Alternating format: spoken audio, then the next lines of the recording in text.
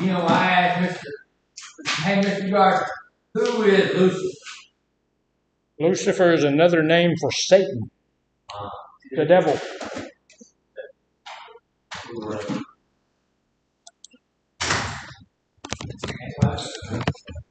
Lots of names for Satan. Satan, the devil, Beelzebub, Lucifer.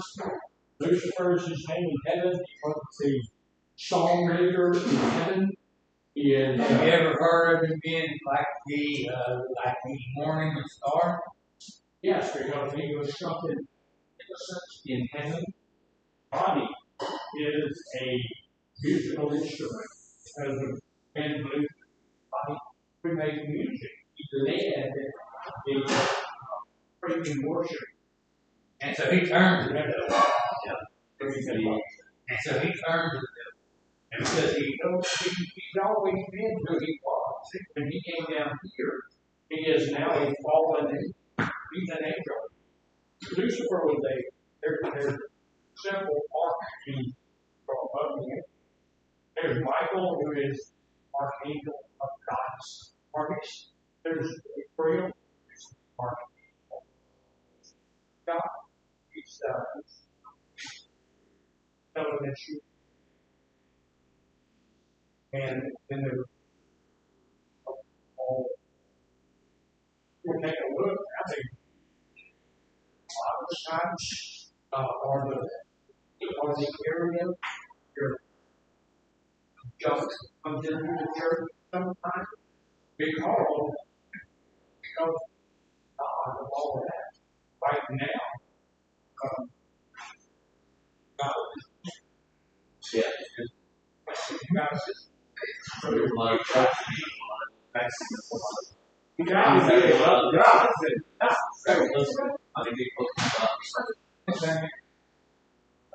God is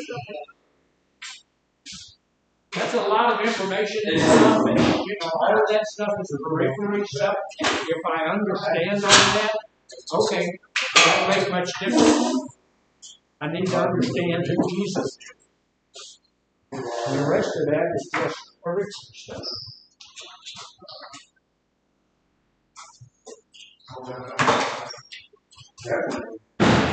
All righty then. We're going to, it's 9 o'clock, so we're starting.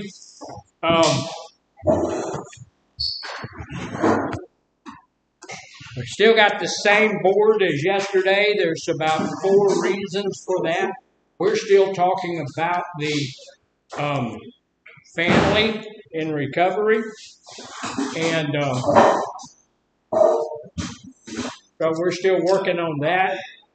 We're going to talk a little bit more about that today. But one of the things we're also going to be talking about is how to rebuild trust in your family. And that's one of the big things, we as addicts, a lot of the time we have torn down trust. We've done things in our families that keep them from trusting us. And we've already talked about this a couple of times, but how many times do you have to lie to somebody to lose their trust? Just that one time. You can't sit there. You can grab you a chair and put it at the end of this. There's a reason for that. We need to have that over there for emergencies, and that's an RAC, so we can't take the RAC. So everybody here, make sure that you sign off on the sign-in sheet. Make sure that you're getting your coffee and stuff like that before group. Where's the sign-in sheet? It should be coming around. Anybody got sign-in sheet back up? So ladies, y'all put a sign-in sheet together as well. I have probably 100. Not that many. I got 4 or 5 that I need to put in over there that I just haven't done. But I will get back over there to do that. So we've talked about this. Today is the second day in family health. We talk a little bit more about family health. You know, yesterday we talked about being estranged and we figured out what that word was. And, you know, that just means that I am away from my family and we have some issues and some problems and stuff like that. So, today we're going to look a little bit, we're going to go to the next one. If you have your book, if you don't have your book, do you have a book? Do you have a book yet? Go get it. Got to have, look, bring your book to class. You don't have a book? Who's your counselor? I don't have one either. Say it again? I don't have one either. You don't have one? Give it to them today. Okay. We'll make sure that they get you a book today. Hard to follow along in the book if you don't have one. Same thing at North. If you don't have a book, talk to your counselor. Let them know that you need a book. And I am working on, when I get, I have to get a couple of minutes because I have to rebuild those, or I have to build those books. I'm going to bring those anger books over there.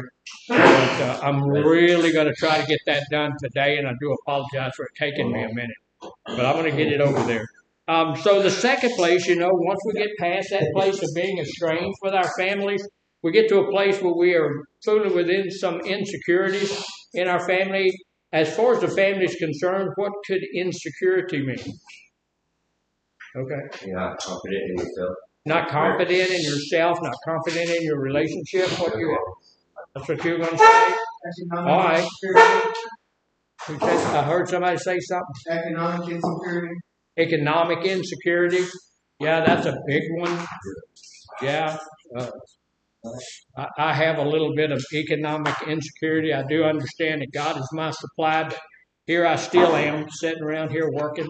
So look, insecure, if I'm insecure in my family relationships, that means that you have maintained many, if not most family relationships, but some or all are in a state of insecurity. Insecurity means they may be there for you tomorrow, but they may not be. I can't guarantee that my family is going to be there to help me. You know, we look at, when you come in, we do your assessment. We say, how many people can you trust? Well, I trust 1 or 2 or 5 or 8. Well, how many people can you count on?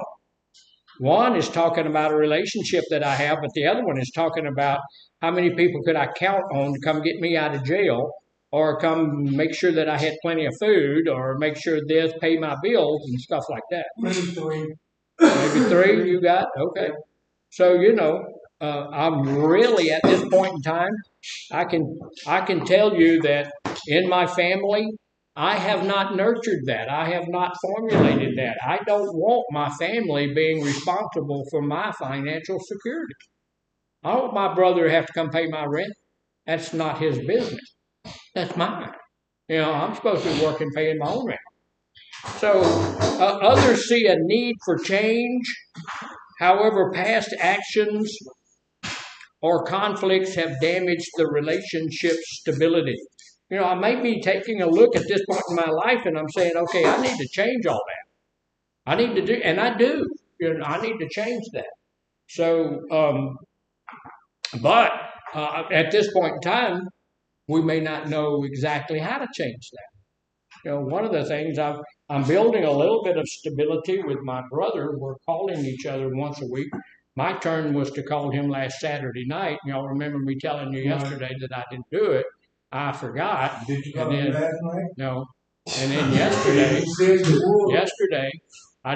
Sunday I didn't call him. And then Monday I didn't call him. I went home. I was going to call him. Yesterday was a hard day. I was worn out yesterday. So by the time I got home, I was a little tired. And so I sat down and I told myself, well, I'll call him on Saturday. So I'm going to try to call him tonight. I'm going to try. I'm not guaranteeing that I am, but I'm going to try. But that causes family insecurity. You know, because it was my turn, he did not call me back because it's not his turn. You know, so that causes some of that family insecurity. So we need to be doing that. Okay. You need to try to break Break what? That insecurity. Well, that's what I'm doing. You wasn't No. listening to the first part of that. No, You no. just got the back part of that. No. We haven't talked to one another in 20 years, and now we're trying to talk once a week. That's exactly what we're doing. We're breaking that insecurity. Now you're getting just like him.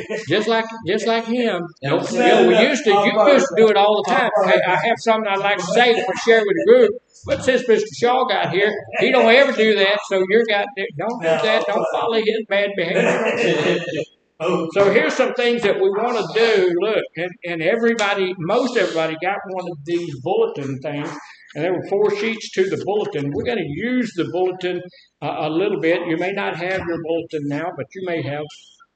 These are some of the ways that we can begin. This is not talking about always doing it, but we can begin to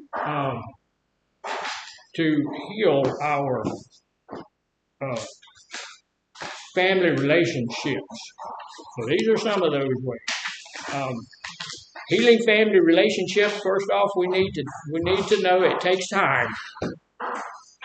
One of the things that's not going to heal my relationships is because I want them healed. Just because you come through the program and you're feeling better and you're looking good and everything's going on well with you, you want your family relationships healed. We all do. We want to have a happy, positive, progressive family. We want everything to be okay in our family. I want everything in my family to be okay, but just because I want it doesn't guarantee it, right? Doesn't guarantee it, because I'll tell you what, memories are long. Anybody got a comment too? That's nice of you to look at that.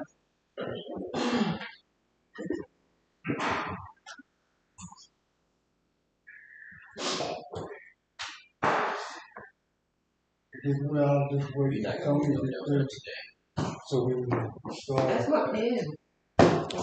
Memories are long, so something that you did 10, 15 years ago, 20 years ago, that may still be on their mind.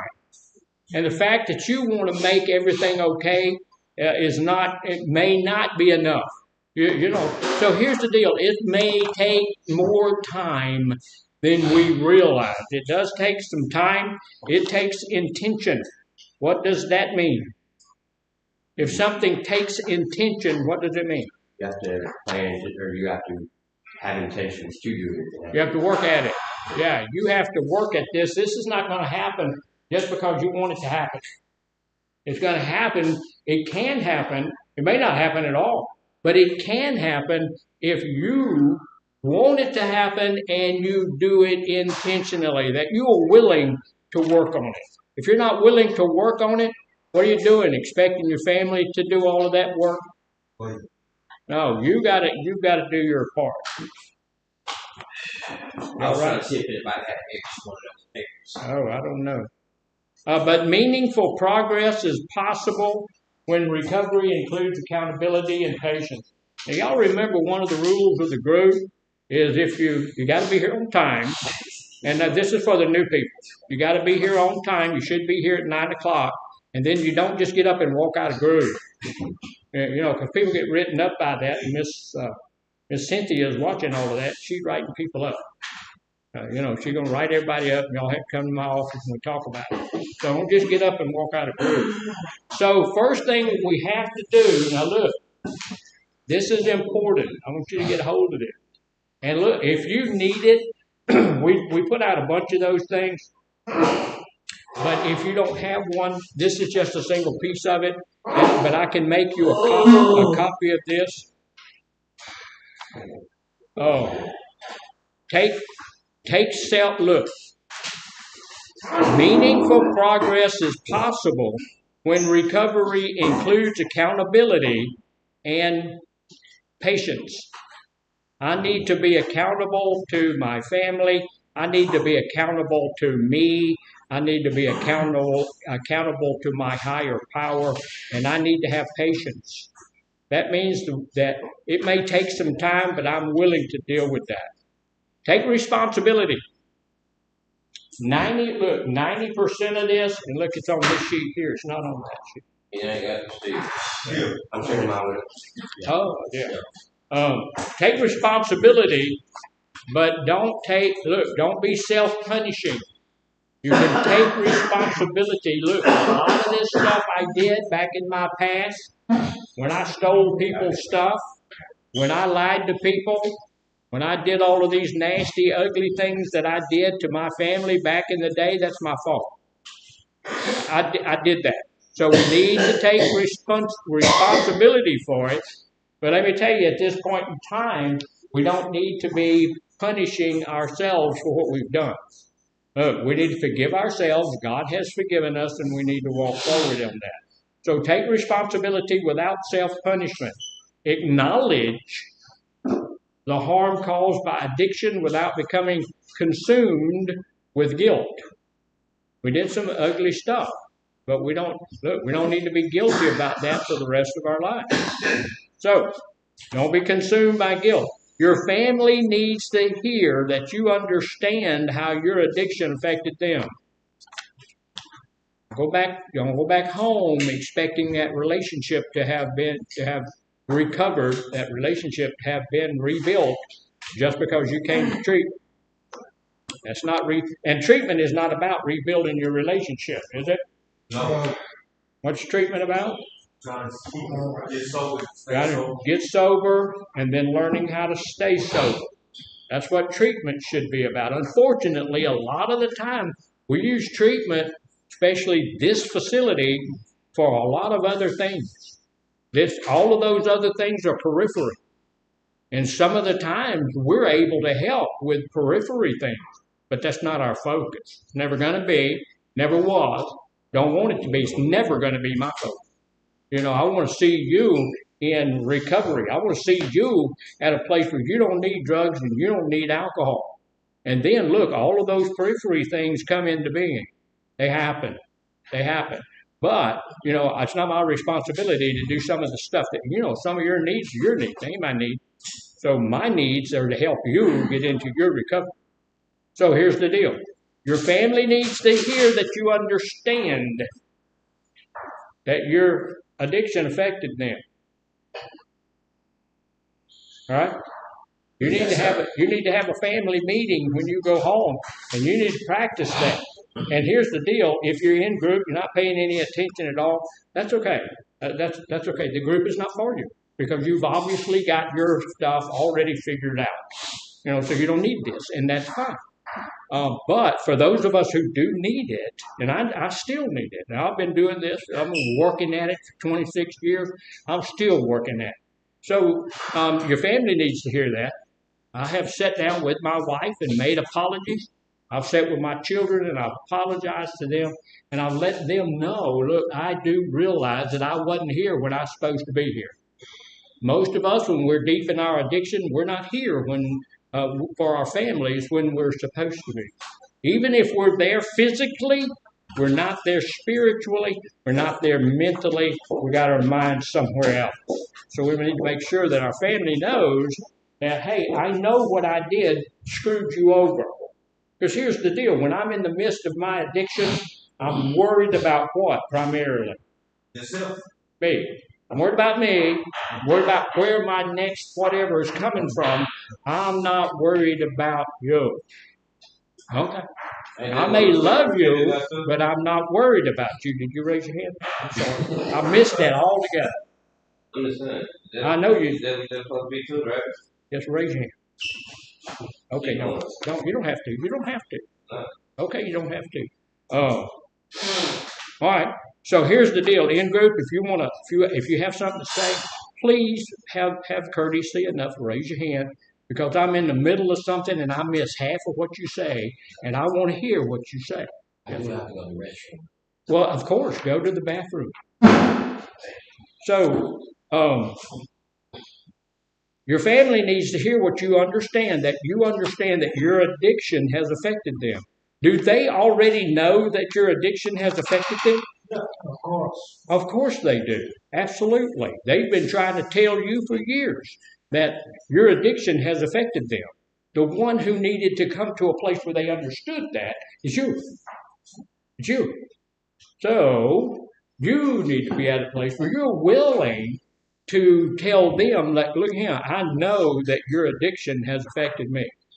I mean, my addiction has affected you. Okay? So they need to see consistent actions on your part. They need to see you going to the AA meeting. They need to see you doing something different.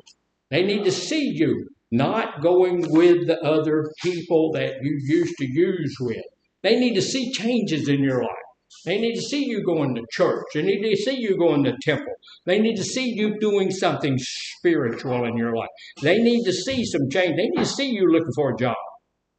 They need to see you doing something different. They need to see you taking action, not just words. Words are wonderful. Words are description. Yes, sir. Okay, you say that when you pay your addiction, that you worry about you, right? Yeah, most of the time. Okay, most of the time, okay. And so when you're in recovery, you should be worried about you, right? Well, when I'm in recovery, he made a really good point, because I stated that when I was in my addiction, I was all about me. And when I get into my recovery, I still need to be about me. All about you. Yeah, that's a good point. But it's a little bit different, because when I'm in my addiction, I'm selfishly all about me. When I get into my recovery, I can be about me as it relates to other people as well. I can do something a little bit different. It's not all about me. If I get back to the place where I'm selfish about the fact that, look, it's all about me again, then I'm going to wind up losing my recovery. That's going to happen too. So I need to be cautious about that. That's a good point. I like that. So it's not just about words, it's about actions. And look, I'm going to tell you, that's about everything in your life. That's about everything in your life. Because when you know that going through the program, you're required to come to group. Right? You're required to come to group. And when we talk to you, we say, look, you're required to go to group. And you say, absolutely, that's the words. Right? So if you're here on time and you're paying attention, that's the action. So when you get out of here, you go back to your family, the words, I'm almost guarantee, I can't guarantee anything, but I can tell you that a lot of people, when they go back to their family, first thing we're going to tell them is, hey, I'm in recovery, man, things are going to be different, I'm a changed man, it ain't going to be like that anymore, I'm a changed woman, I'm not going to do the things I used to do. Those words, we do them most of the time for self-soothing effects. Make me feel better about me. And so I tell them, but those things are really wonderful. They're descriptive. They're all of those things, but they have to be backed up by appropriate actions. If I don't take the actions, then there's an issue. No, we're going to say actions don't show. Actions, Don't show it. yeah, actions are going to show it, and that it has to be, because if you don't show it, they don't know it. Yeah, your actions speak louder than words. They do. Actions speak louder than words. So here's the second thing that we can do. The first thing, we need to take responsibility and not without being real self-punishing. We don't need to punish ourselves, but we need to know it's our fault. We know we did this. So I don't want to go home feeling like that was my spouse's problem. That was my kid's problem. I got fired because my boss didn't like me. Didn't like me coming to work drunk. Stuff like that. Second thing we need to do to start building those relationships back is start honest conversations. But I don't want to start a conversation unless I'm ready to listen. Sometimes the best conversation is when I shut up. When I stop talking, then the best conversation can ensue. I need to listen to what look, there's people out there like spouses or children or parents or people like that for years have had something to say to you, but we weren't willing to listen to it. We're like that because we're selfish. We don't want to listen to what they have to say.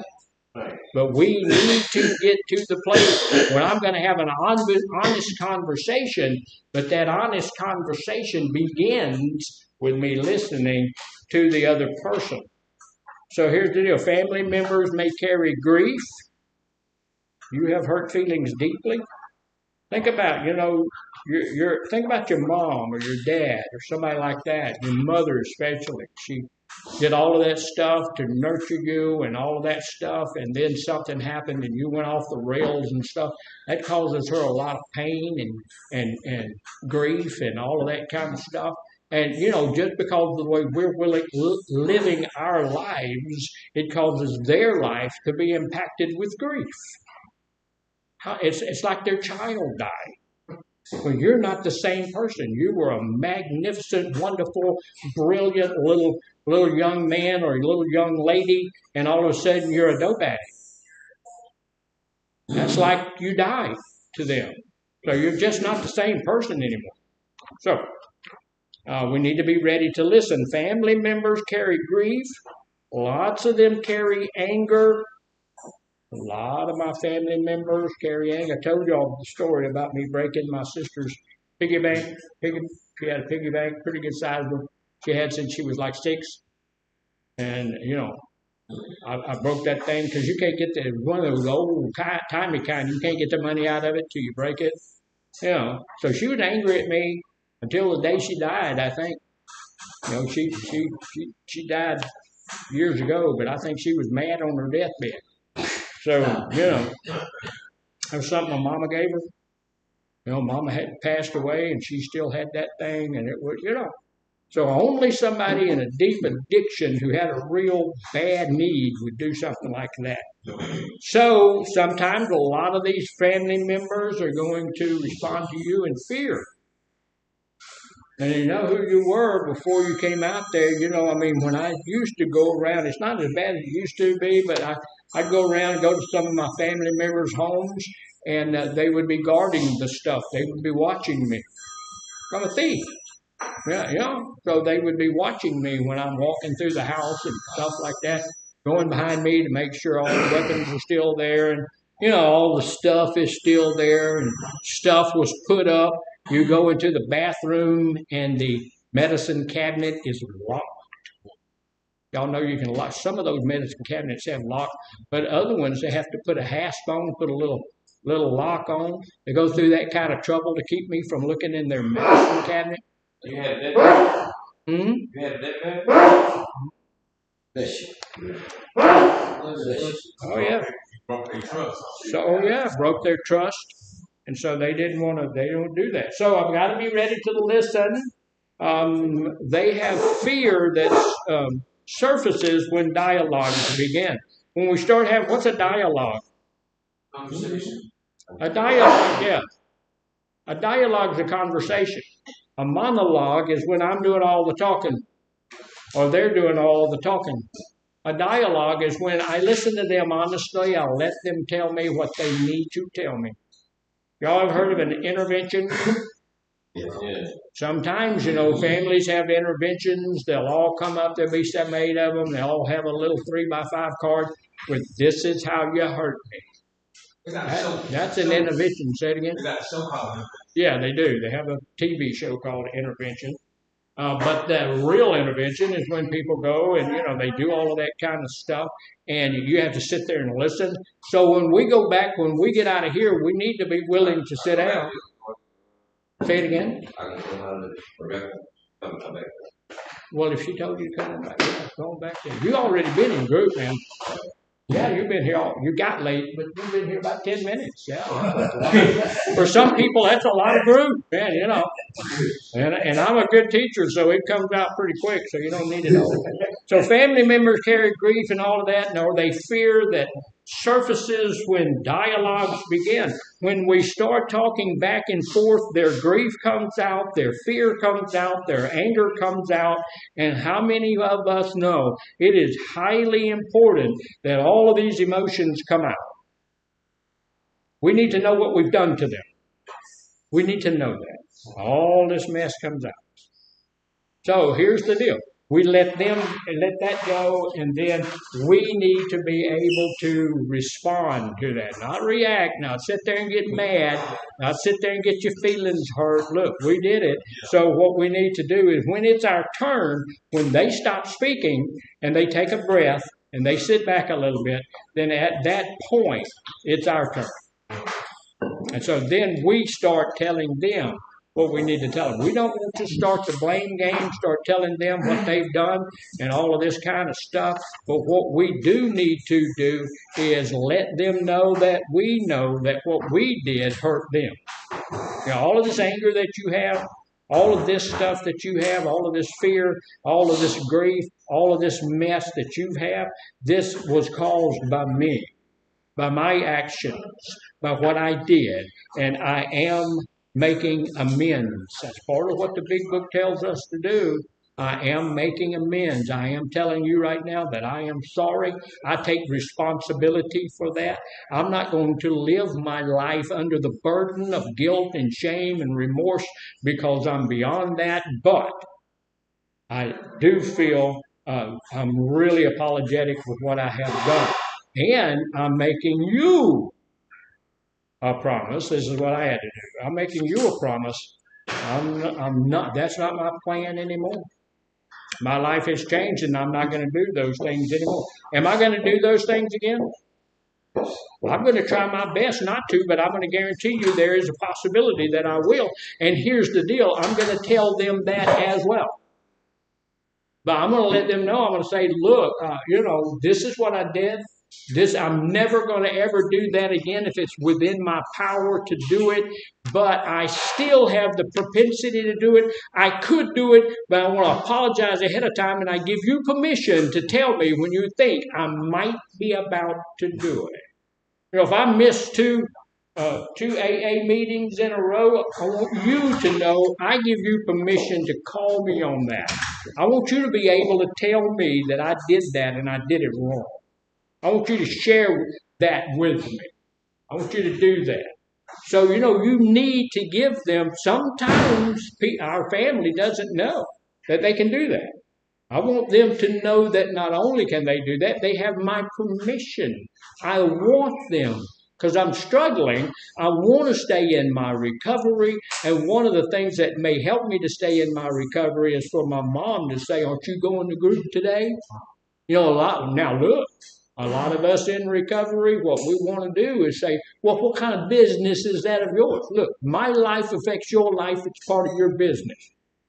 You do have the business. If I'm married up with you, shacked up with you, if I'm part of your life, then you do have the right to say, hey, you need to get your butt up and go church with me. You need some help, Bubbahead.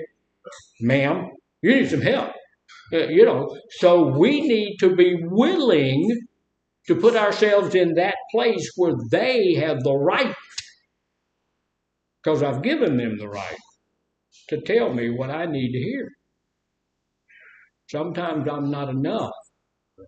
Sometimes I need somebody else to tell me too.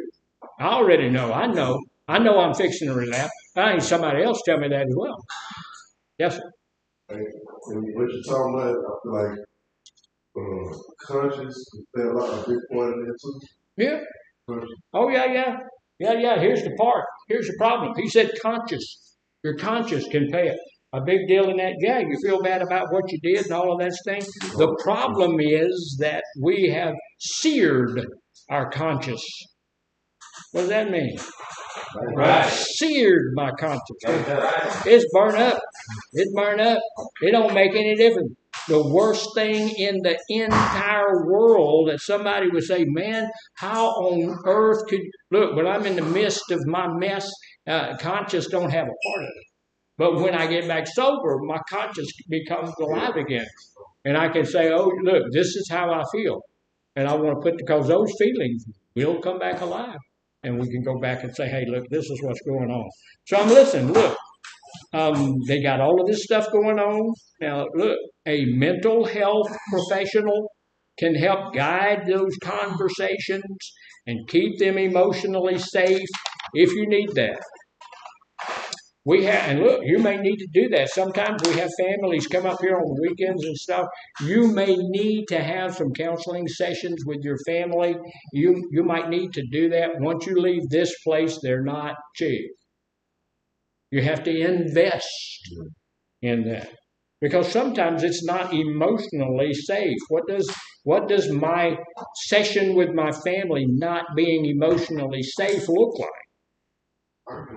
arguing. When I get down, I'm sitting down and my mom is telling me how she feels, or my husband or my wife or somebody's telling me how they feel, or my children's telling me how they feel, and my feelings are already a little bit raw because they just now started operating correctly, then I might get my feelings hurt, and I don't want to have people know that my feelings are hurt, so that I respond in anger, and things get out of control, and things go stupid, and all of that and my family relationships get worse instead of better.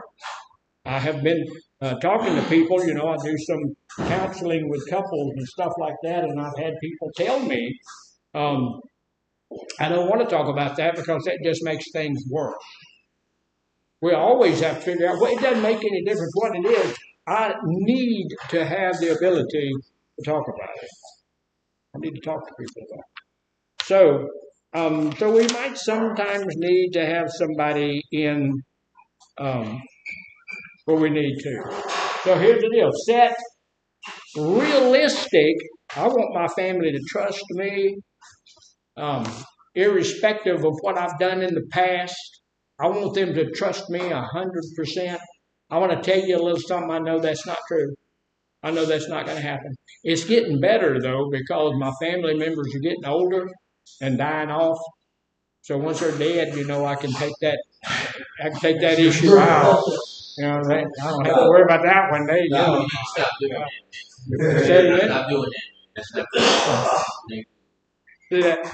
Look, you see that reaction? He had a reaction because I said once my family members, and then he gonna tell me how to deal with my family members. He got to deal with his own, right?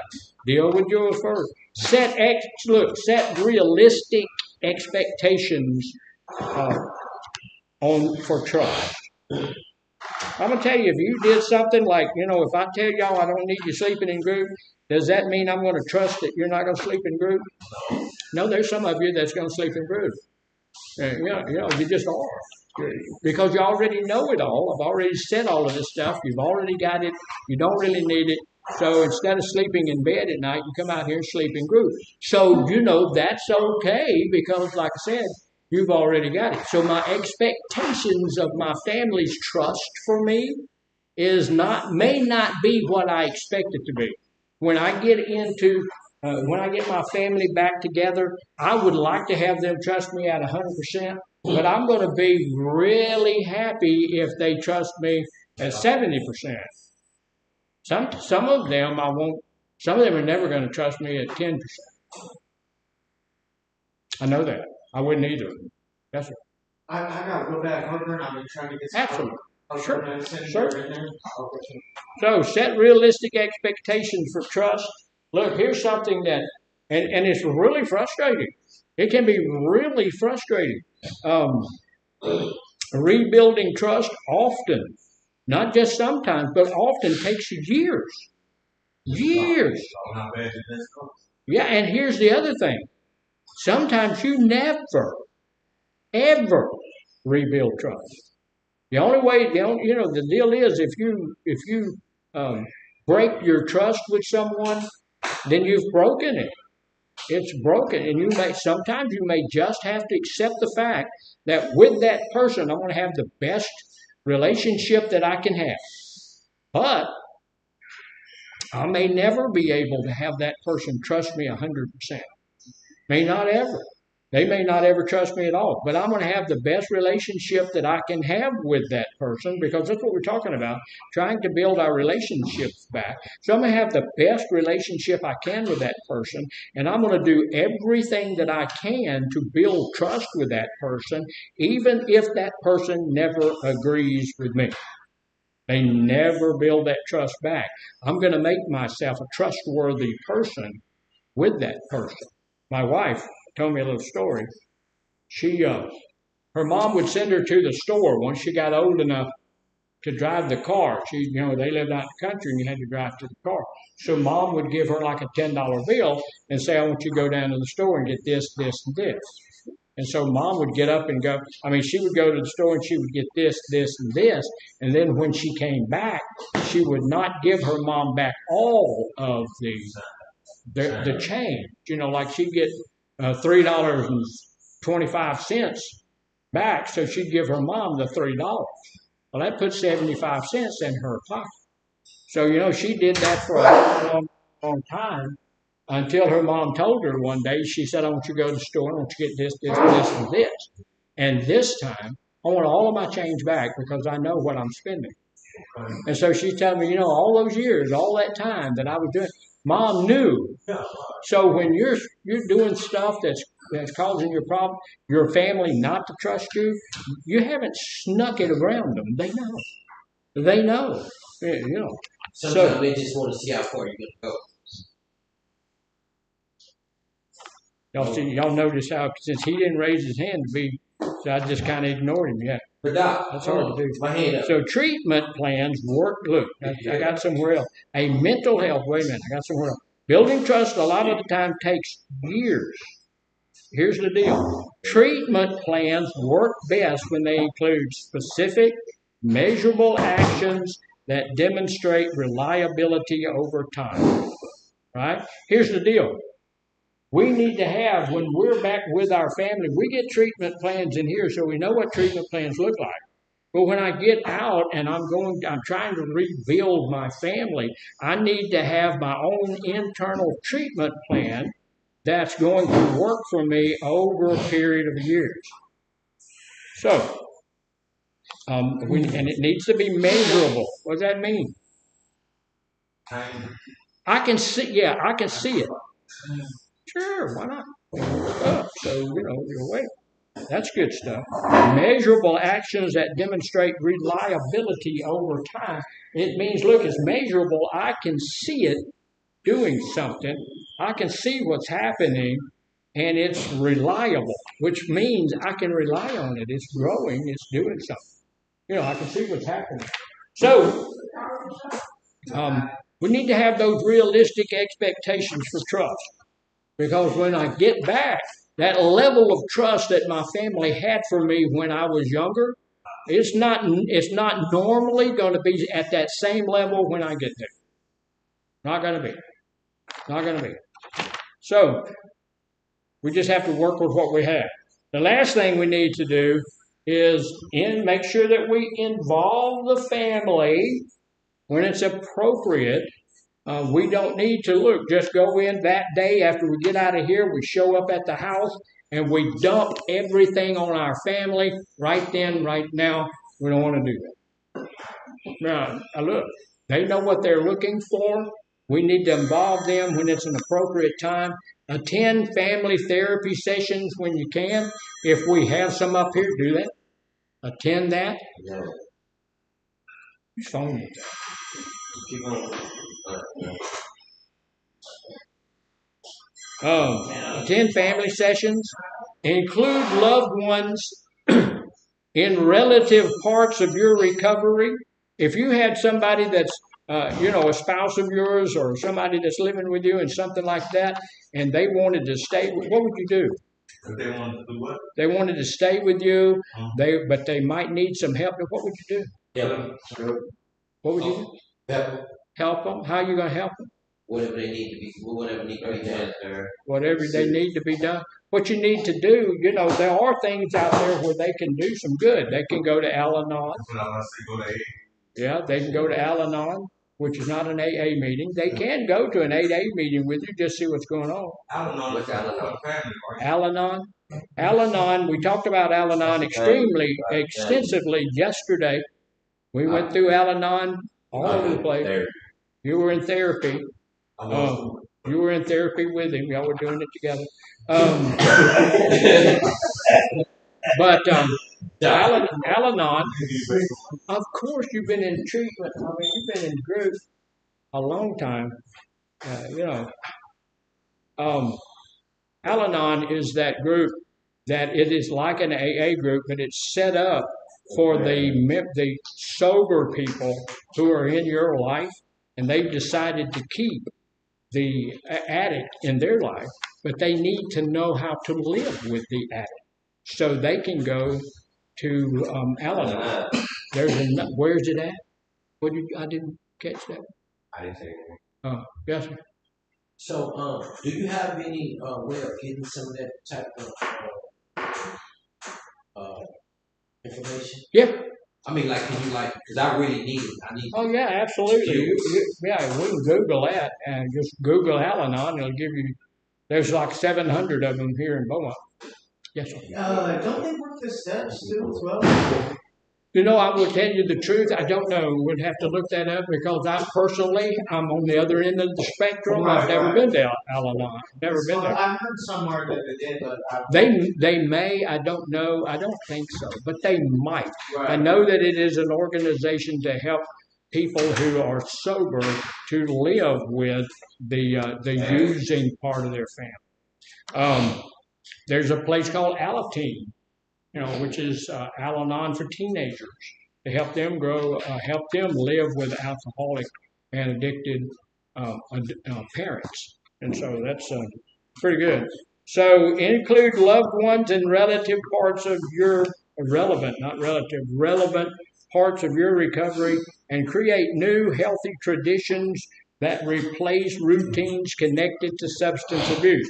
Because one of the things when I am working to rebuild trust in my family, I don't want to be doing the old things that are going to cause me to use drugs and alcohol again. Right? I want to be in sober situations with my family. But that means I need to have something that we're doing. We need to have some things that we're doing, some activities that we're in that are sober activities, right? I was in a group for a while, not in that group anymore, but I was in a group for a while that went to the beach and down around Galveston. And they would play volleyball. We had barbecues. They did all kinds of good stuff out there.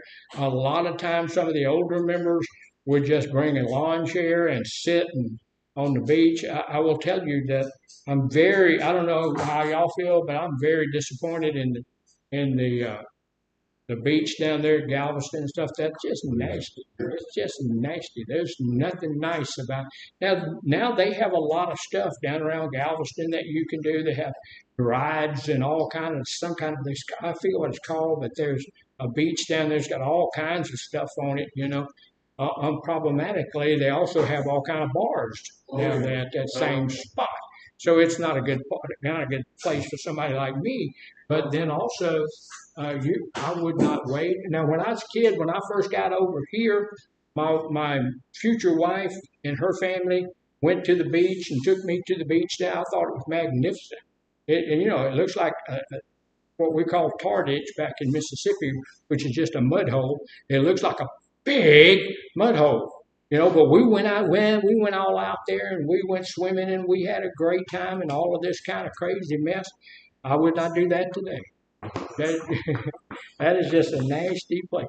But we need to that group had something that they did together. So we need to find us a group, an AA group, NA group, some kind of group that has some activities that are sober activities. And we know for a fact there's not going to be anything used there during that period of time. We're not going to be, triggered at all. So if we're going to get out of here and we're going to do something that's sober, who are we not going to hang out with?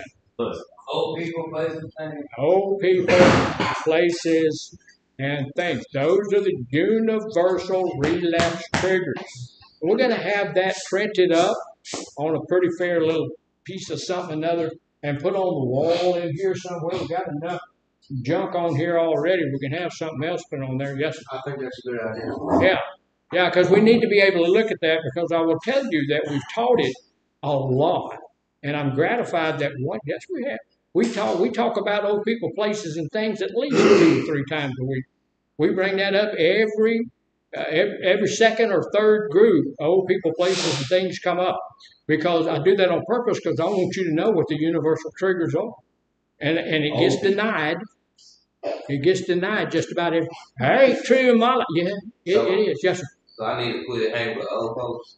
Yeah, you don't need to be around old people. You just need, speaking as an old people, we don't want you hanging around with us. Now, see, people tell me that every time, and that's a good joke. It is a good joke.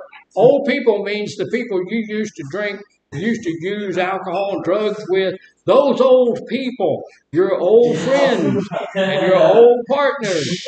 What if? What if? Look, wait a minute. We got a what if. I like what if. What if people I was hanging around with, they wasn't even that I was going to get mad. Well, and hey, that's a good point. He said, what if the people I would hang around with all sober and all that kind of stuff, and I'm the only one getting high? Is that the same thing that happened to everybody in? I ain't never heard that. How many people know if you're a bowler, who you're going to hang out with? Bowlers. If you're a baker, you're going to hang out with bakers. If you're a drinker or a druggist, you're going to hang out with drinkers or druggists. You sober, you don't want to hang out with somebody who's drunk or high. You just don't.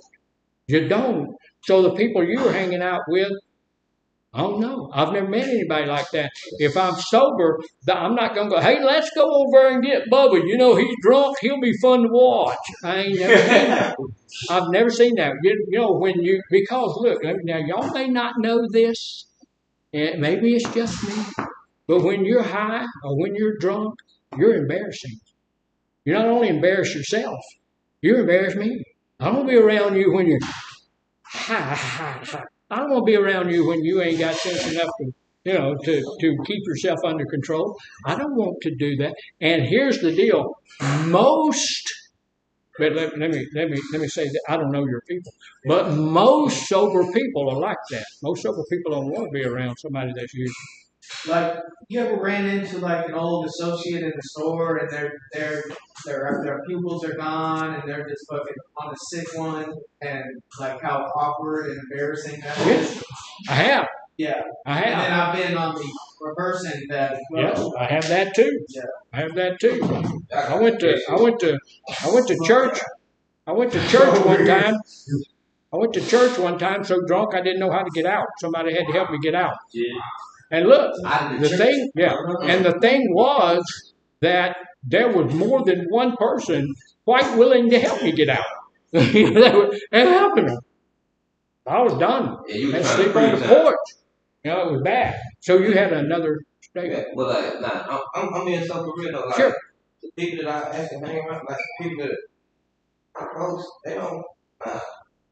Well, you have the strangest people in the world. Why is that strange? Because most people don't want to hang out with people who are high. It's a different world. Me personally, I'm not gonna take it to strength. I don't do what a lot of y'all do. Go out. I don't do all of that. Yeah. Not me. Okay. Nah. I'm gonna post up, chill, smoke, chill. Yeah. And I understand that. Like he said, that alcohol and drugs don't affect him the way that alcohol and drugs affect us, and that can be true. But here's the deal: you're still high. If you're sitting in a chair and you're getting high and all of that stuff, most people, and I don't know everybody in the world, right? But most people don't want to be around somebody who's getting high. You're unpredictable when you get high. That's your opinion. It's not my opinion. That's a fact that comes from years and years of study by the APA and the AMA. This is one of the. Now let me say this, and then we'll take a break. But this is one of the worst fallacies that we ever get.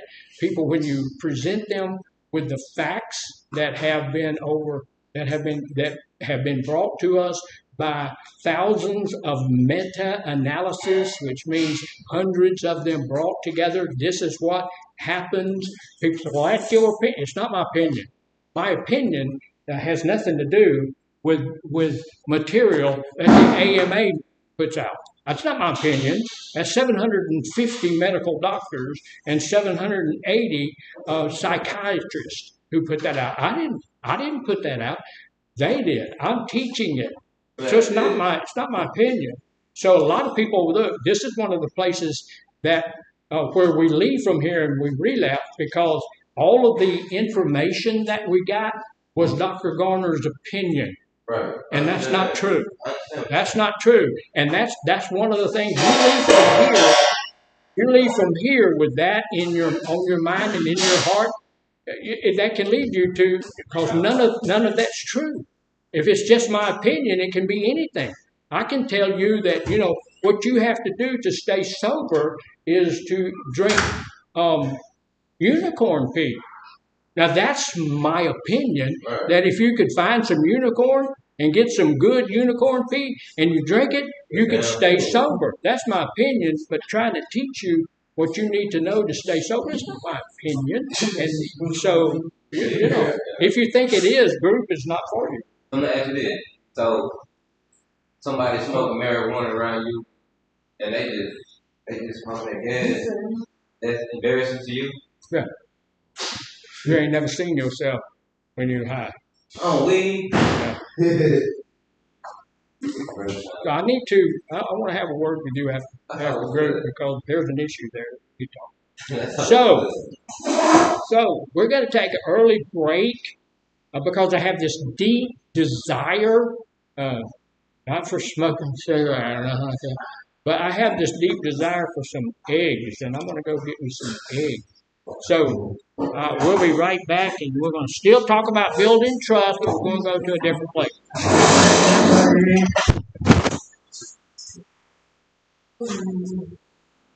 I have a deep desire to get some barbecue.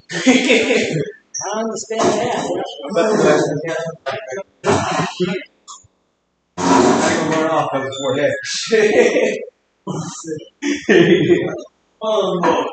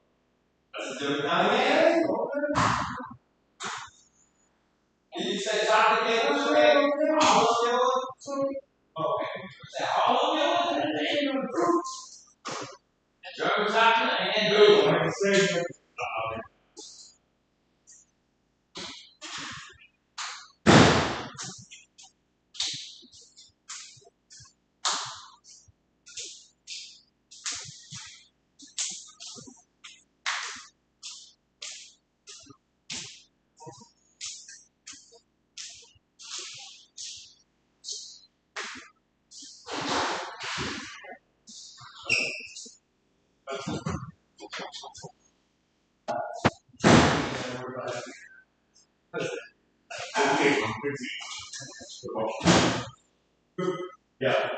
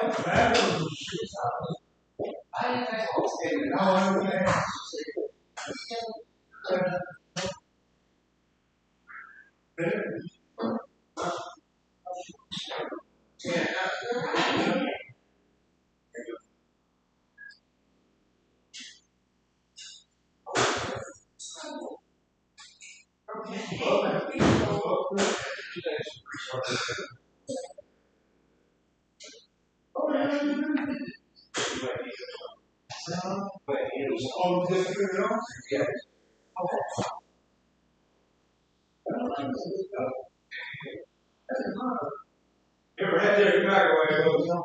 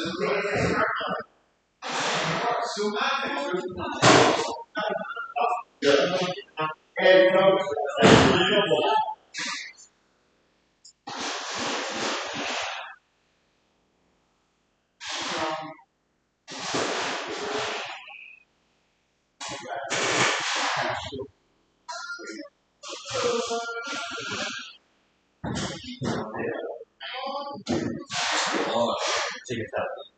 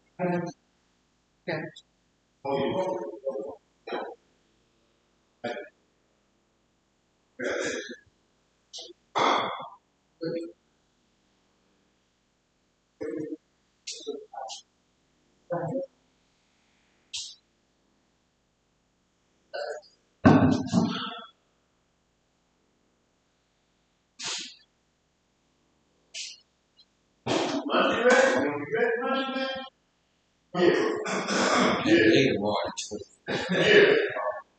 You said 20.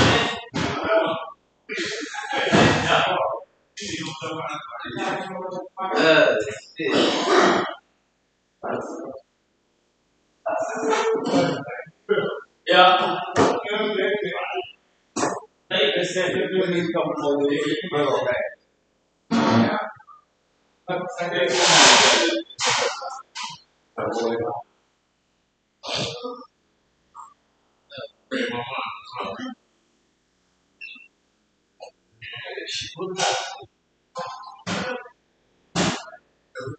Coffee and water.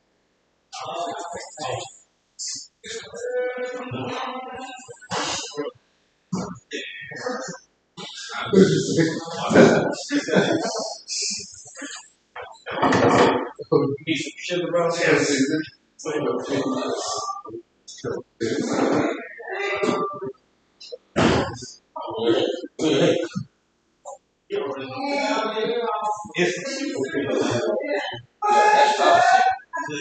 Bro, come on, you just, man, bro, it's not sweet. Oh, shit.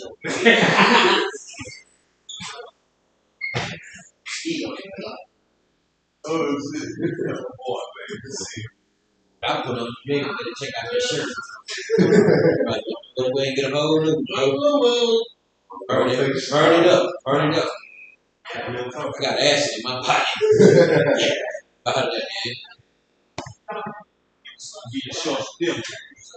Hey, look out, big man. What's it? You got a short skin for you?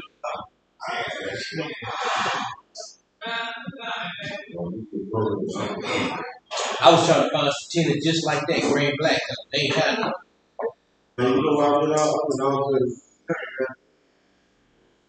I was myself out, man. I got some black cats. I just got to pay $350 for it.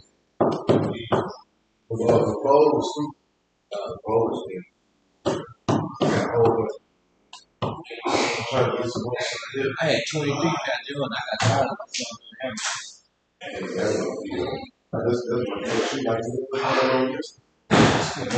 Check these out.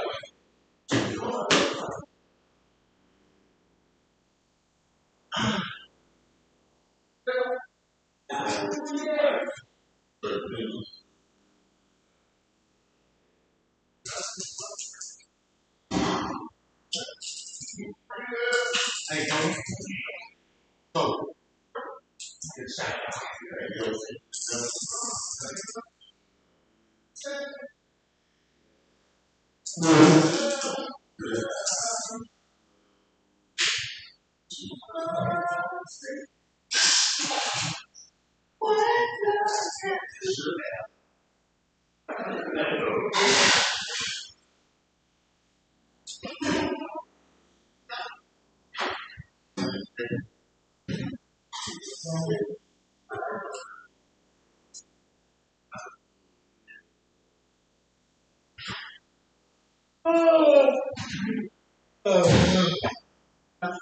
Bill, all right? Yeah, two bills.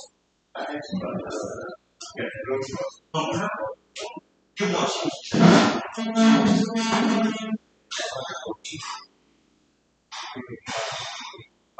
I got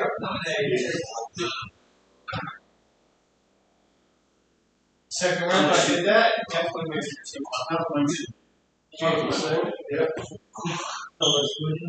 yeah. Oh, that's too much. Don't put that much in there for him, bro.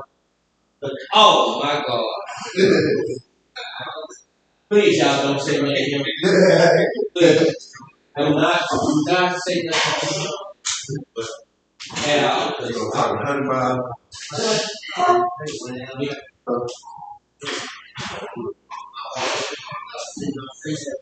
Yeah. Oh, him? Say, go ahead, nigga. And then he was about 13 shit.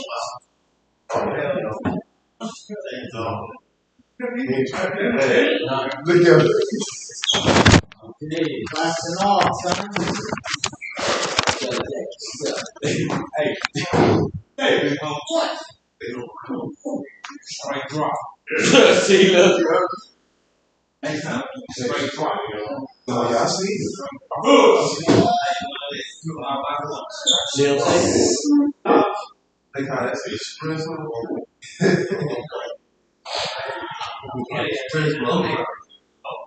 You call that motion?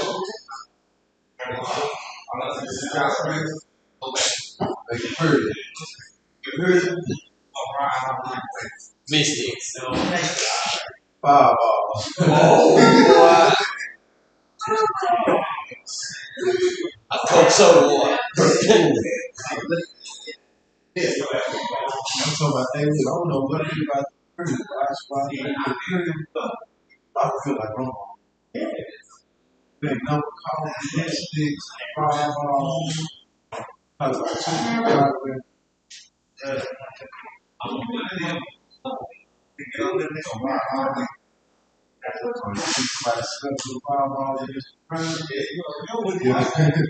A mystic. yeah. Then a couple of Syracuse from the infirmary.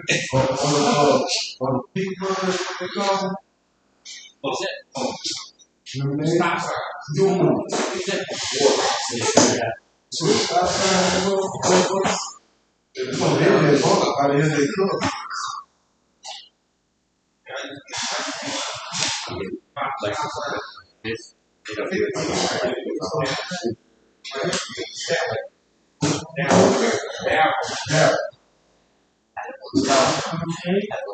Oh yeah. Yeah, I heard you talking today.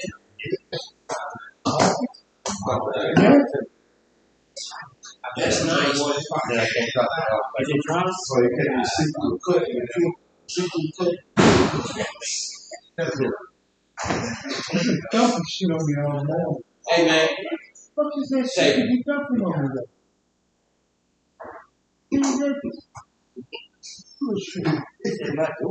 Oh, you know what? When my ride coming? got a lot going down. Yeah, already. Let me see. Who you is? What is that? You had the eggs already? Hey, say, look. What is that? Soup. Soup? Look out on it. That's too Oh. good for you, man. Take that out. Excuse me. Mr. Bobby, My ride's not here yet. okay, okay. Can you check on that, right? What, Okay. can I see to put my thing? I guess, Bob? don't be fussing at me, man.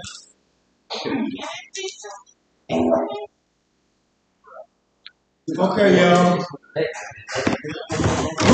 Group done.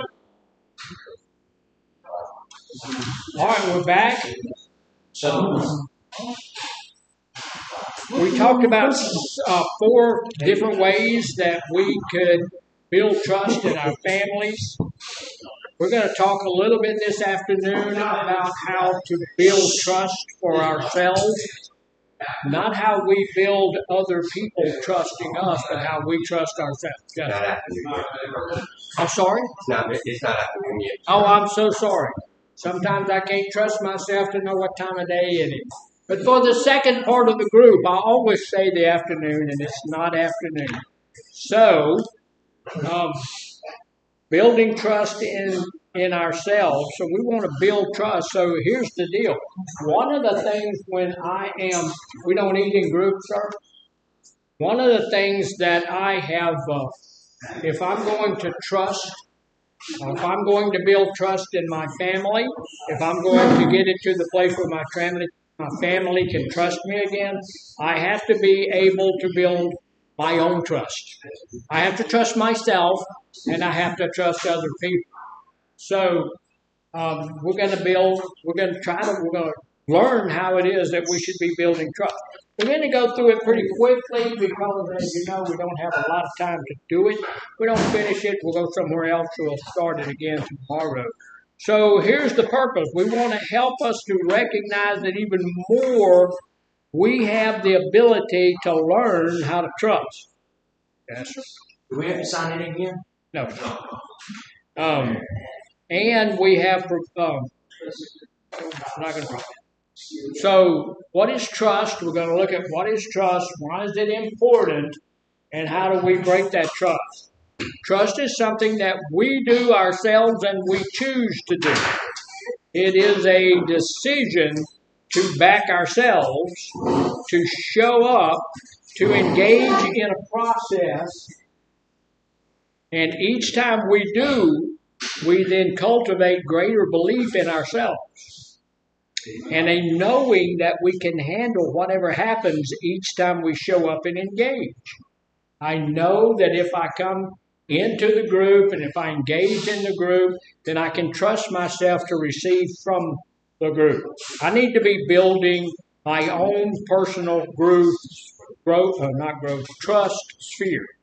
That I can trust myself to do this well and to do it correctly. Trust is important because it's a key factor in letting go and no longer of something that no longer serves us. I can trust myself in any given situation. I can trust myself to understand where I should and where I should not go. Hot?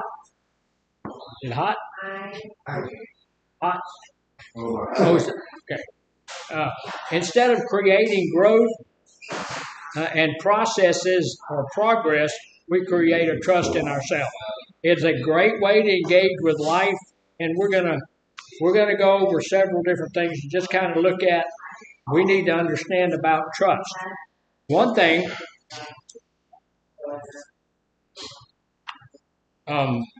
the first thing we need to look at real quickly is these are thoughts that we have in ourselves when we're starting to think about trust. I should only have to do this once. I shouldn't have to continue to keep losing trust in things. Do I only have to do it once? No.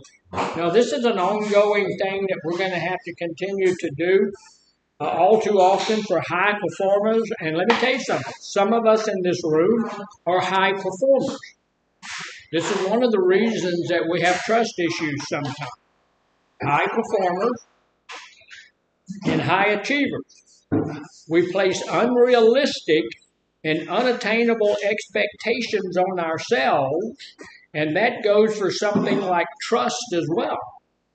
You know, when we're a high performer, even if we have issues with drugs and alcohol, and we've done some crappy things in our life that cause us some issues, we still high performers and still at a place where we can have these unattainable expectations for ourselves. We can expect ourselves to get it the first time.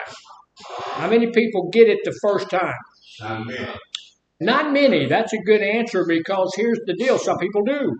There's always those outliers. I know people that, man, you know, they just go through it pretty quickly. They've got it done. They know what's going on. And what's out there? Alligator? I don't know. Eating You're eating? Okay. So some people get it the first time. I don't usually get it the first time, especially when it's something I'm not interested in real well. You know, when the technology stuff is not. I'm not the best in the world at that, and one of the reasons I'm not, it doesn't interest me all of that much. I'm not into all of that kind of stuff. But then we have other people like Miss Charnel, who, man, you can show her something, she got that.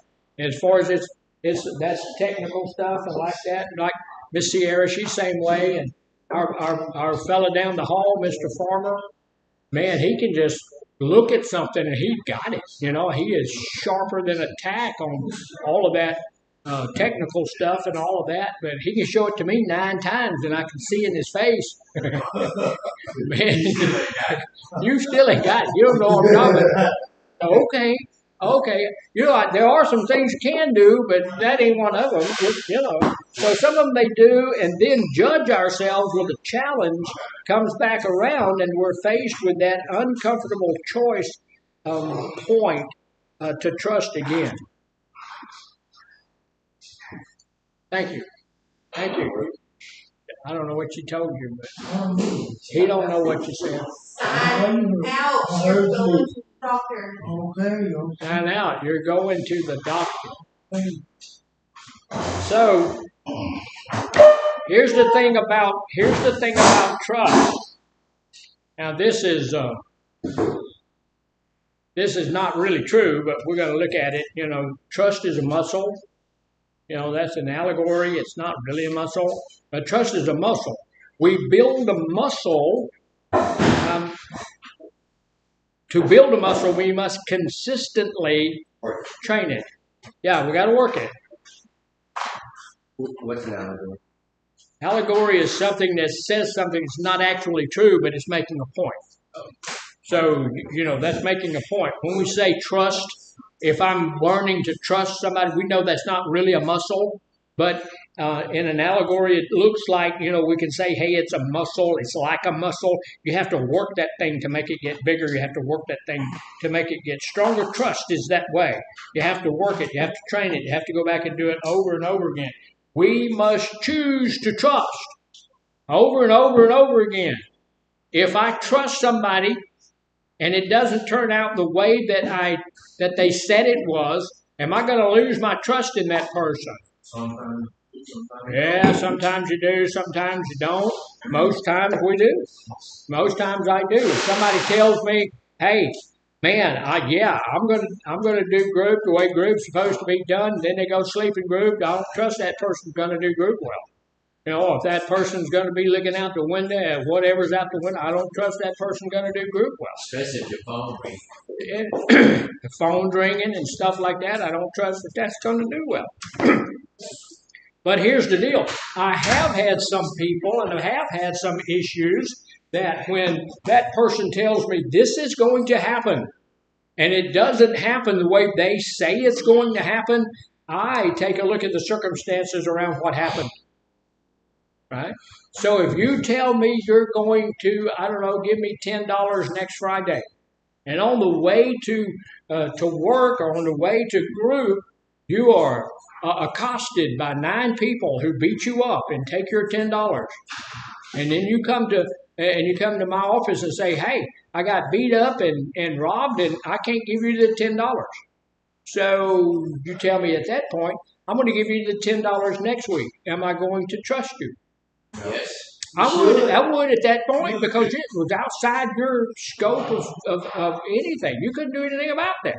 You know, you didn't come down and say, "Hey, y'all beat me up and take my money," right? So, yeah, sometimes we do, sometimes we don't. I think that it's almost always. Try to get 20 out you. I think it's almost always has to do with the circumstances. It's not a one-time thing. And embracing this can be very freeing. Remember, now I'm trying to build my own trust in myself. So, you know, here's the deal. If I tell myself, I'm not going to do that again, am I not going to do that again? He said 9 times out of 10, you will do it again. That doesn't give you much of a good statistic. I'd like to hope that, you know, it would be a little bit higher than that, but we all know because, you know, relapse is a part of recovery and all of that kind of stuff. So when I tell myself I'm not going to do that again, look, I hadn't had any sugar in about 10 days. That's a big thing. You know, that for me, it may not be anything for you, and that doesn't affect me at all. But for me, it's a big deal. Yes, sir. No, you had some oatmeal. No, I didn't. No, I didn't. Here's the deal, too. I'm also in recovery from lying, so I'm not lying about it. You know, I hadn't had any sugar in about 10 days. Not, you know, there's sugar that's in just about anything. Some of the pills I take has sugar in them. You can't do anything about that. But blatant sugar, like moon pies and stuff like that, I hadn't had. And so, you know, I feel different. My sugar level, you know, I've got this little thing on my thing that shows me on my arm. It shows me what my sugar level is. That has been in a really good place. You know, been like 118, 120, something like that. That's great, you know, for me. So I can trust myself that I'm going to make it through the day without any sugar on that level, any blatant sugar. Not going to do that. But sometimes, when you tell yourself that, hey, I'm not going to do that, we wind up doing that again. But I need to get to the place where, okay, I know that sometimes I'm going to make that mistake. I'm going to do that. I'm going to go have some sugar when I wasn't supposed to have some sugar. I'm going to lie when I said I'm in recovery from lying and all of this kind of stuff. But I'm going to trust myself as I start over. I'm going to trust myself to start. Well, look, we all have to start over. We have to start over in our recovery. We have to trust over. We have to trust ourselves. I'm going to have to do this more than once. I may have to restart. I may have to start it again. I may have to do it more than once because it may not work the first time or the second time or the fourth time. But I've got to trust myself to do the best I can to get it started. The second thing is, look, trust is based on me. This is the thought that we have a lot of time when I'm trying to get to the place where I'm trusting myself and other people. Trust is based on me feeling good about it. Trust is based on me feeling good about this.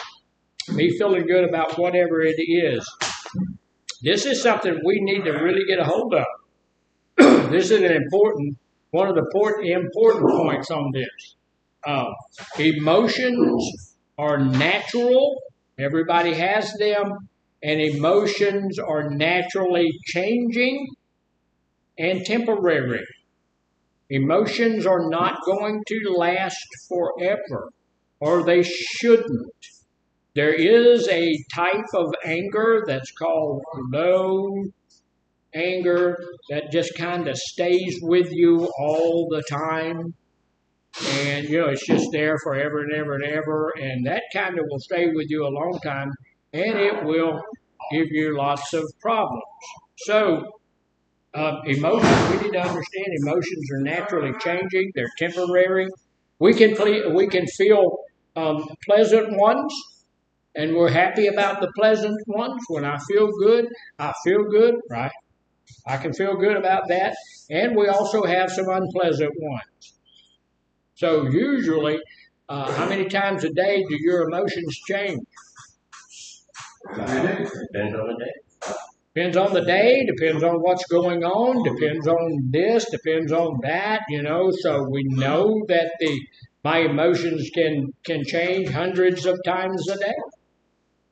I get emotional about my lunch. Yesterday I had baked fish for lunch. What happened to the scrambled eggs you were saving? Well, I didn't get an opportunity to go get my eggs here this morning, so I'm not going to have those today because at a certain point they stopped selling. I could go to IHOP and get something. I might do that. But yesterday I had baked fish, and it was okay. But when I was in the meeting in the morning, my sugar started dropping, so my boss made me go get a bite of my egg, my fish. I went and had a bite of the fish, and it brought my sugar back up. And then I came out here, and I did all of this stuff, and then we did whatever else, and we were doing whatever else. And then it's lunchtime. I need to go get my fish, and I went to the door, and both of them closed. So, that usually means there's a meeting going on in there. I said, maybe not. So I opened the door, and all the high level, the administrators, all those folks were in there. So I said, can't go get my fish. So, my emotions were doing this. And I was feeling good. My emotions were happy, about to have some fish. Went to the door and had a fish. Yeah, so your emotions go like, I didn't go into the doldrums or anything, but they were going up and down just a little bit. So we have both of them. None of them, we need to understand that our emotions, as we use them, as they go through and do things in our bodies, that none of them are good and none of them are bad. Emotions like anger, is anger bad? Yeah, but it's like they got good anger. And some is. No, anger is never bad. There's never, ever, never, ever, never. Anger is emotion. It can't be bad. It's just an emotion. We allow ourselves to get angry, our IQ drops, and we do bad stuff. We can do bad stuff when we're angry. This is why we teach how to not get to that place where we're going to get angry and we're going to do some bad stuff. So none of them are good or bad, and many of us have been taught that some emotions are good and some emotions are bad, and that's not true. We can go through a multitude of pleasant, unpleasant emotions in a very short period of time. We can do that several times a day. So if we always base being able to trust ourselves or being able to trust other people on how we feel about the situation or our emotions, we're never going to be able to build and maintain trust. We're never, if I need to trust that person and if that person happens to be me and I'm emotional all the time, then I can't trust me. Absolutely. Go to the group's been going on for almost 15 minutes. I've got to. I'm amazed anybody can make it that long. Good grief. So there's if we're going to maintain trust, we're going to build trust in ourselves, or we're going to build trust in other people. We have to do it without emotion. Now let me ask you this: are you going to be able to do that? No. Your emotions are your emotions. They're valid. They're there. They're what they are. Now, you made the statement that you can't control your emotion. Yes, you can. No, I said you have to. Oh, okay. He said you have to, and he's right. We have to control our own emotions. We're the only ones who control our own emotions. And the one emotion that's more important than any other for us to control is what? Anger. If we can control anger, we pretty much got it done. Usually, most of these other emotions, unless we allow our emotion to get to a place of depression where we hurt ourselves or something like that, usually we don't have a real big deal with emotions because they don't last all that long. If my feelings are hurt, usually my feelings don't stay hurt very long. Because I can go outside and see something. If you hurt my feeling, then you did. You hurt my feeling. Then I go outside and I see a tree or I see a squirrel going up a tree, then my feelings aren't hurting it. It'll just go back away. But anger can come and set in and be a dangerous one. So here's the deal. If I have to trust myself or if I have to trust you, I don't have to feel good about it. I don't have to have that emotional high. I don't have to feel great about me trusting you. I just have to trust you. So trust, look, has nothing to do with my emotions. That doesn't mean that emotions won't be involved in it, but me trusting you has nothing to do with my emotions. I trust you because why? I have chosen to trust you. It's just like anger. If I'm going to get angry, it's because I have chosen to be angry. I've chosen that. And so if you're an angry person, and I have no doubt in my mind, you made the conscious choice. You wanted to be angry. That's why you're angry. You don't have to be angry. You made the choice to be angry. So if I'm going to trust you, I don't have to trust you. I can make up in my mind, I don't trust you. I just don't. And the reason usually I don't trust somebody is I've seen how they react to other things. I think, okay, I'm not going to trust you because I'm just not going to trust you. That's a choice I've made. And so, yes, sir. I'm at ADHD, like my anxiety's going up. Like, is there any way I could like walk back and forth while you continue? That wouldn't be disruptive of the group at all, would it? You feel like I want to hear your answer. You want to eat something? No, I said I want to hear your answer. You want to get my. You look like you've been doing. I said I want to hear your answers. Oh, you look like you've been doing pretty well.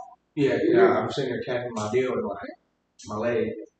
Yeah, that could be ADHD. That could also be a couple of other things. If it makes you feel more comfortable to walk up and down, thank you. Then walk up and down. Oh, not walk, but like. At least, I don't know. I'll just sit back here. Nah, go ahead, do go ahead, man. You ain't bothering nobody. It's good in my house. He gave you permission to do it, go do it. It's good. Why do we have those rules and stuff? To stop, to keep the group from being disruptive, because we don't have much time to do group, all that kind of stuff. It's a state law that we have to do the groups because they're paying for everything. So we try to do things that are not disruptive. So, you know. So anyway, trust is here's a big one. Trust is based on knowing things will happen in a certain way. So do we always know how things are going to turn out? No. Even if we trust somebody. How about the fact that you've trusted somebody 900 times? Can you still, do you know, even, this is the 901st time that you've trusted this person to do the right thing. Do you absolutely know? Can you absolutely trust that person on the 901st time? No. It's still that choice. You can look at their history, and sometimes that's what I do. I look at your history, or look at somebody else's history, look at the people in my life's history, and say, okay, I have been able to trust them for the last 900 times. So I'm gonna make the choice to trust them for the 901st time. Does that guarantee that they're going to do what I need them to do? No, doesn't guarantee it. But I'm going to choose to trust them. Yes, sir. You thought to be Pat. Were you really going to let him walk up and down the room? Was that going to be okay with you? With you? No. Did you? Let me ask you that question. See, and see how disruptive that is. I'm teaching, and you're focused on what he did 30 minutes ago. So that's amazing that would take your focus completely out of that. But no. I was going to dismiss him. I was going to dismiss him to go to his room because no. Oh, okay. All right. Thank you. Thank you for clearing that up. Because I know you, and I know you're kind of funny person about certain things. I know damn well you wasn't gonna let him keep talking with him walking around that house. Here's the deal, and this has nothing to do with the train, but I want y'all to know this, please. I don't have to do this. I do this because I really do believe that the material that we teach is good for you. It's something that's going to help you stay in your recovery. I've learned a couple of things down through the last few years that has helped me stay in my recovery. I get a lot of pushback. I know that it's hard to stay focused. I know that all of that stuff is true. This is why I keep poking and peeking and touching on people and all this stuff, because I want you to focus on the training. If we can get all of that training into our hearts and into our minds, there is a little bit, not a lot. See, right now, even when I'm explaining, I got people talking. But right now, there is still not a guarantee that we're going to be able to stay in our recovery. But if we can get some of this stuff, you're not going to get 10% of it. I worked my butt off to get it out there, but you're not going to get 10% of it. But I want to tell you, that 10% that you do build into your psyche and you do hold there, and when that limbic system tells you 2 weeks from now, 6 months from now, or 5 years from now, however long your limbic system lets you make it, when that comes up, some of this stuff that we talked about is maybe it's going to come back and maybe it's going to help you to do that. What do you think the recidivism rate is for people who are in recovery? They go back out, they come through a program like this, and they go back. What do you think it is? 70, 60, that managed to stay in recovery for 2 years. What do you think it is? I'm going up over the 60 or 70. 70%. Anybody else got an idea? 20%. It's 20% nationwide. 20%. Because we don't get it. It's 20% nationwide. What is ours? What is here? What is this facility? What is it? Anybody got an idea? We're a really good program. We're a really good facility. What do we get? So you said it's a 20% success rate. Nationwide, 20% success Oh, so rate. I was going at it the opposite way. I was saying 70% of us gonna fail. So I was Maybe, yeah, you're in the place, yeah. So anybody got an idea of what ours is? What's our success rate? You should go less than that. So that much. Lower less than that. Less than that, you think? No. We are doing a study right now going to tell us what our success rate is. And when that comes out, I'll let you know with some fresh numbers and stuff. That's why I do this. You know, I'm retired. I got so much money in the bank. You guys would have to, you know, somebody told me this morning he'd have to throw away all his money if he had my money. And so I, you know, but that's why I do this, because I want to see you, you know, 2 years from now, and you're sober and you're clean and all of that kind of stuff. That's what I want to do. You know, yes, sir. Yeah, I go back to that 20%. Well, if there is 20 people in here roughly, there's only 1%, right? Two of you are going to make it. Huh? Two of you. If there's 20%, if 20% is the number, four Yeah. of you, Yeah. four of you are going to make it. Right? 10% would be two. 20% would be four. So, you know, four of us. That's the national average. Does that have to be our average?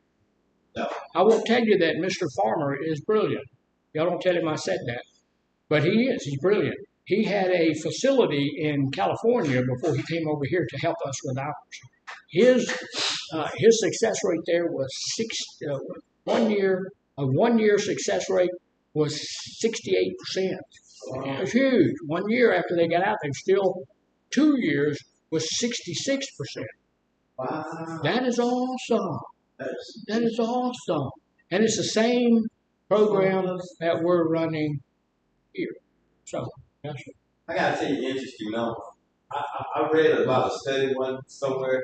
I was in rehab that said that people with a higher IQ had a less success rate of beating drugs and alcohol. It's true. Because they always figure they can manage it somehow, manage it. I can see how that could be true. I don't put any credence into that at all, but I can see how that's a possibility that could be true. He was saying, ladies, that people with a high IQ are going to have a harder time getting off drugs and alcohol, because they get to the idea that they can deal with it on their own. I will tell you what, I've been in this business for a little while, and I've seen hundreds of people tell me, I got this. And not all of them were geniuses. Oh, well, absolutely. Yeah, absolutely. Yeah. No, you can't hold it for that. Anyway, trust is based on knowing things are going to happen a certain way. So a lot of people will say, I don't know, therefore I can't trust. Are you ever going to absolutely know? No. No. Sometimes you can have faith in it. Sometimes you can just decide that I'm going to trust even though I don't know. I don't know. Tell me your name again. Cody Cooper. Mr. Cooper, yeah. I trusted when Mr. Cooper went and did what he did, and he came and he sat back down. I trusted he was going to be able to deal with it. Why did I decide to trust that? Because when he walked by here, I saw in his demeanor that he had made up his mind he was going to be able to do it. And he did. So far, he's done. He may take off screaming in a minute, but he's done so far already. So I didn't know how that was going to turn out. I had no idea how that was going to turn out, but I decided to trust it. So that's what I did. So I didn't know, but I trusted. A lot of people become information gatherers. There's a lot of people out there that's got a lot of worthless information up here because they're gathering information on what? Everything. Everything. You make any difference what it is. I need to have more and more information. I got to have more and more. So I got enough information in here to choke a mule, but it's not telling me a whole lot. gets stuck in their heads. They're over planning, they're overthinking. They think knowing how something is going to turn out means then they can trust it. Yes, sir. The neuroscience calls it the weight of information. So, like, if you know too much information that you're not using, it actually affects the gray matter, your neuroplasticity to form new. Yeah. It's like in the Bible, Paul said, you know, I think you have known, you know, you just know too much. You just thinking too much. Yes, sir, I'm sorry. You better get your turn, calm yourself. What you got? Oh no, I was thinking that the way you answered him when he said, "Can I walk?" You said, "You want to walk up and down so I talk." I think he processed that and figured it out. That you was not genuine when you said you could walk up and down. I saw it in your demeanor, and I think he figured that out when he took one step. And he may have. He may have. This ain't gonna work out. Like he was being sarcastic. I mean, I'm saying. But you do see, Mr. Cooper, how he fixated on that.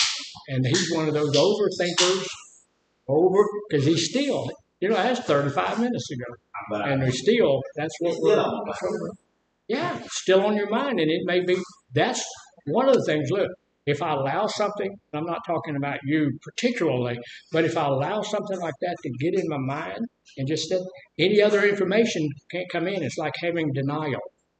You know, if I deny that I have a problem, no new information comes in. So if I get fixated on one thing that happened, no new information comes in. And so that's problematic. But let's see. They think knowing something. The only thing certain is what? The only two things certain in the world today are what? Death and taxes. Now, that's what Benjamin Franklin said. He said that's the only two things that are certain in life are death and taxes. So no matter what you're thinking, yes. Did you go to the bathroom? Yeah, I think it was the bathroom. Yeah. I'm certain you couldn't possibly have waited another 10 minutes. The only thing certain is death. The only other certainty is that life is full of uncertainty. You know, you're not going to be able to be totally certain about something. Nobody knows. Now, look, the statement is that nobody knows what's going to happen. I would qualify that by saying nobody knows exactly what's going to happen. I'm going to tell you the sun's going to come up tomorrow. I'm pretty sure of that. Maybe not, but it might. So here's the number 4 says trust is dictated by the result, the outcome, how well something has gone. You know, if I ask you to do something and you do that, then I ask you to do that again and you do that, then I ask you to do that again and you do that, then I'm more than likely I'm going to trust you more, but that the outcome does not usually warrant trusting somebody because that trust can be broken pretty easily. Here's the deal. It's still a choice. Even if somebody has messed you over, lied to you 1,900 times, you can still choose to trust them. So here's how we start to rebuild trust. Number 1 is orient your choice to trust based on where we want to go and who we want to be with.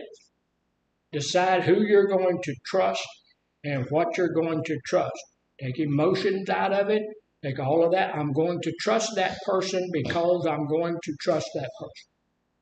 And when I trust that person, that means I am not going to send a drone up over their car to make sure they go where I think they ought to go.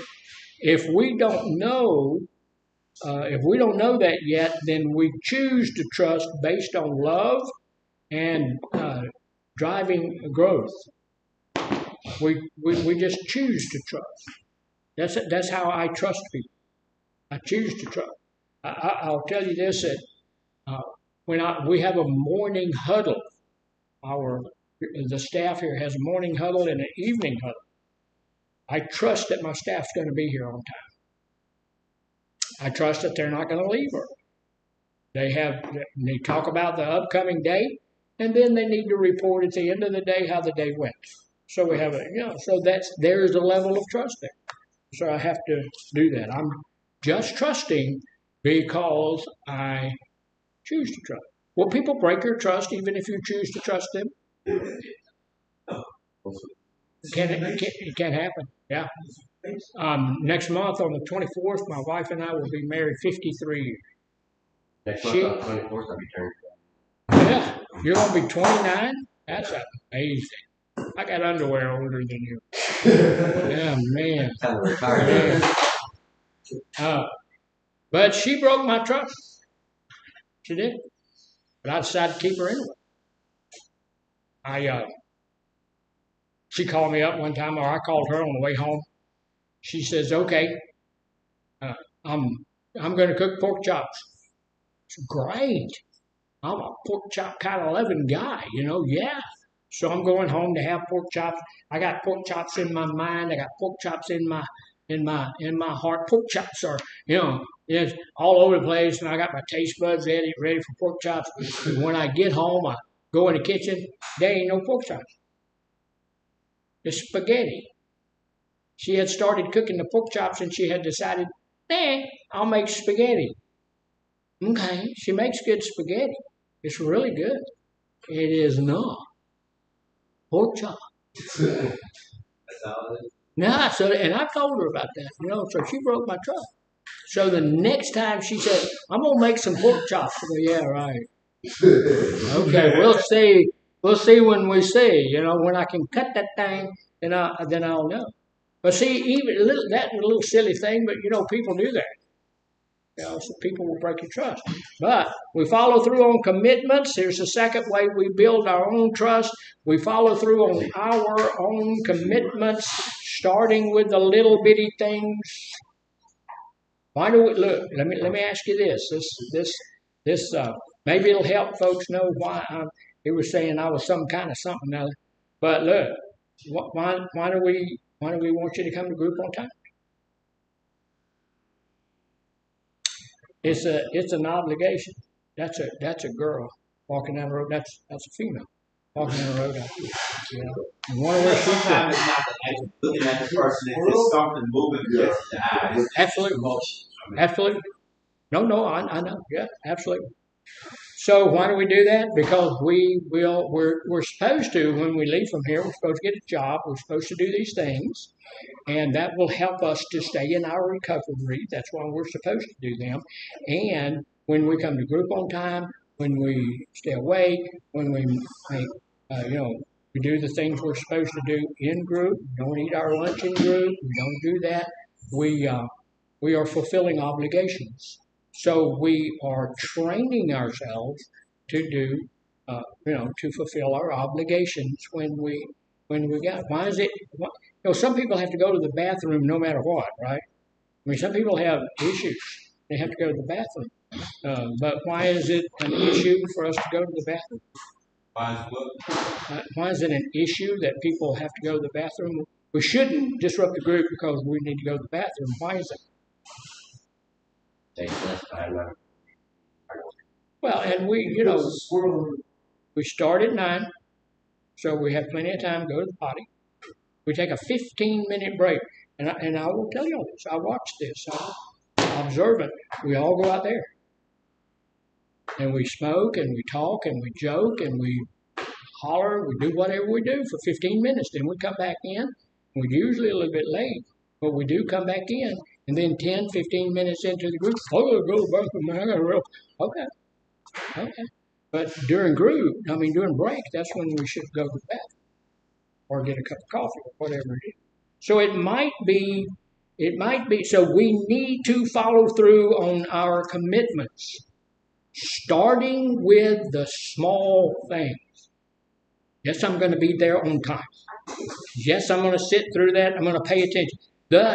These are really tiny little bitty things that's going to help us to build trust. It's going to help us to build trust in ourselves. Yes, I can do that.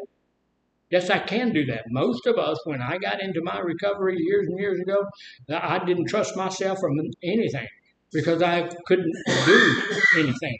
I couldn't complete anything. I couldn't go through anything. And that took me a while to get to the place where I can, at the very least, get there on time. Might not be able to do anything when I got it. So start with a small thing. We surrender to something bigger than us, outside of ourselves, and engage with a life and a process. When I surrender myself to something bigger, what am I surrendering myself to?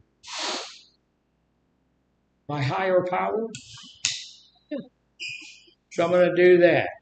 Here's a couple of things. These are our top trust building tips. Detach the need to feel good from your choice. Sometimes the choices that I make don't feel good. I chose not to go to get my eggs this morning. Hungry.